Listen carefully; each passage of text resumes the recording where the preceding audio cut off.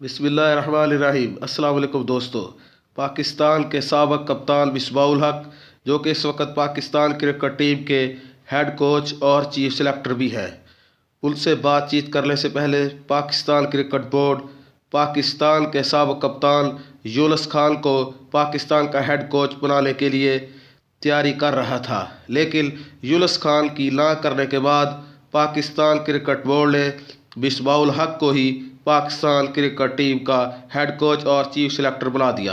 इसके पीछे ये वजूहात थी कि साबिक़ कप्तान पाकिस्तान क्रिकेट टीम यूनुस खान ने पाकिस्तान क्रिकेट बोर्ड से कुछ बातचीत में वसाइल के वजह से हेड कोचिंग करने से इनकार कर दिया था। जी हाँ दोस्तों, जिस पर मिसबाहुल हक के साथ पाकिस्तान की डील पक्की हो गई और इनको हेड कोच और चीफ सेलेक्टर की जिम्मेदारियां दी गई।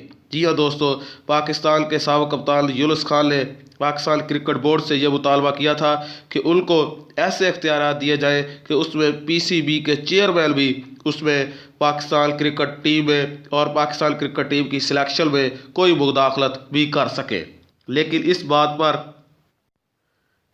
पर क्रिकेट बोर्ड और यूनुस खान के दरमियान जो बातचीत थी वो आगे नहीं बढ़ सकी, जिस पर यूनुस खान ने पाकिस्तान क्रिकेट बोर्ड के साथ हेड कोचिंग और चीफ सेलेक्टर के ओहदे को ठुकरा दिया था।